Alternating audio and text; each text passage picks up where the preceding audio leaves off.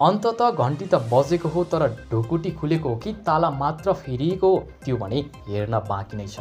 लामो रसाकसी भागभन्डा भागाभागी र भागलाम अनि बल्ल एक दिन आयो जब राष्ट्र बैङ्कको रिक्त गभर्नर पदमा विश्वनाथ पौडेलको नियुक्ति भयो। भनिन्छ कागको हाँसोले दिन सुरु हुँदैन, ठिक त्यस्तै नियुक्ति त भयो, तर अब काम हुन त पर्यो नि। नेपाली राजनीतिको शैली छ ढिला सुस्ती होस् तर भागभण्ड मिलाएर होस्। यिनै भागभण्डका कारण विगत केही महिनादेखिको अर्थतन्त्रको नाममा हावाहुरीमा काठको ढुङ्गा झैँ हल्लिरहेको थियो। न गभर्नर न स्पष्ट नीति।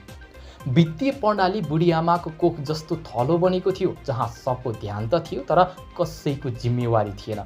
जसको जुठो उसैको मिठो शैलीको राजनीति। विश्व पौडेल अर्थशास्त्रका गहिरा जानकार, विश्व बैङ्कको कन्सल्ट्यान्ट, अन्तर्राष्ट्रिय श्रम सङ्गठनको नेपाल स्थित कार्यालयमा र मिलेनियम च्यालेन्ज कर्पोरेसनको नेपाल स्थित कार्यालयमा लगायत अन्य विभिन्न संस्थामा काम गरिसकेका व्यक्ति हुन्। तर प्रश्न उठ्छ, अबको 5 वर्ष अरूको कुरा काटेर बिताउने हो कि साँच्चैकै राष्ट्र बैङ्कलाई गाडीको स्टियरिङ समाउने संस्थान बनाउने हो? हाम्रो राजनीतिमा नीति होइन, नेताको सिफारिसले काम गर्छ। खोइ तेरो काबिलियत भन्दा पनि कसको सिफारिसले आएको भन्ने प्रश्नले देश हाँकिएको छ। यही कारण हो अर्थतन्त्रमा रातो झन्डा देखिँदा पनि सबैको हरियो सिग्नल देख्न चाहन्छ। साँढेको पुच्छर समाएर जिउ बच्छ भन्नु जस्तै हो नेपाली राजनीति। हामी योजना बनाउँछौँ, बैठक बस्छौँ, तर कार्यान्वयन भने कछुवाको गतिमा हुन्छ।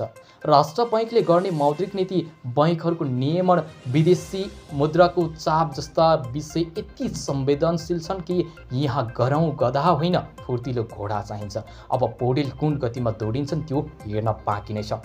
अहिलेको अवस्थामा राष्ट्र बैङ्क बीच बाटोमा पङ्चर भएको गाडी हो। गाडी नयाँ बनाउन न त पैसा छ न इच्छा शक्ति।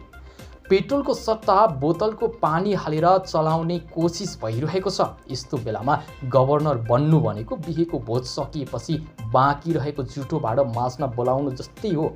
पौडेललाई शुभकामना, तर शुभेच्छा मात्रले पेट भरिन्न, काम देखिनुपर्छ। नेपालमा गभर्नर नियुक्तिमा राजनीति हावी नहोस् भन्ने कुरा वर्षौँदेखि उठिरहेको हो, तर हुन्छ के भने माछा मरेपछि पोखरी सफा गर्ने प्रवृत्ति।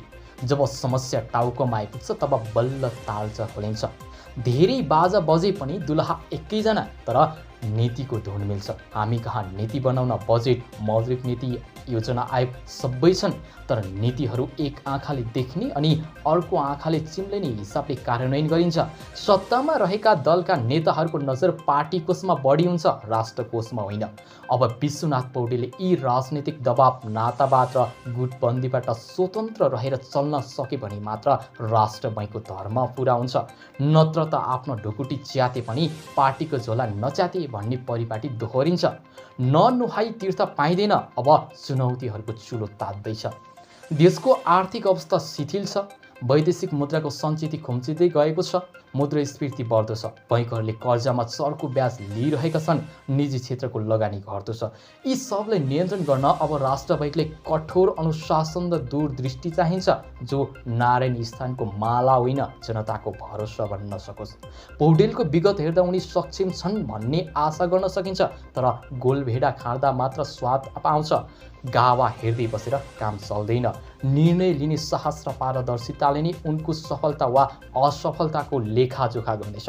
हाम्रो देशको समस्या भनेकै यही हो। जबसम्म जिम्मेवारी दिइँदैन हल्ला हुन्छ, चर्चा परिचर्चा गरिन्छ। जिम्मेवारी दिएपछि न त बाटो देखिन्छ न त गति। राष्ट्र बैङ्क जस्तो स्वतन्त्र संस्थाले दलको रबर स्ट्याम्प बनाउने कोसिस पटक पटक भएका छन्। अब पौडेल यो जालोबाट बाहिर निस्कन सक्छन् कि सक्दैनन् त्यो नै निर्णायक हुनेछ।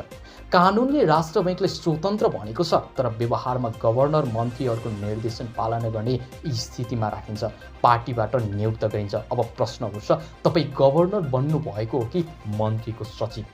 मुसो मार्न घर डराउनु पर्दैन। पछिल्ला वर्षहरूमा मौद्रिक नीतिले बजारमा कहिले चिसो हावा चलायो, कहिले हावा नै रोकेको जस्तो बनाए।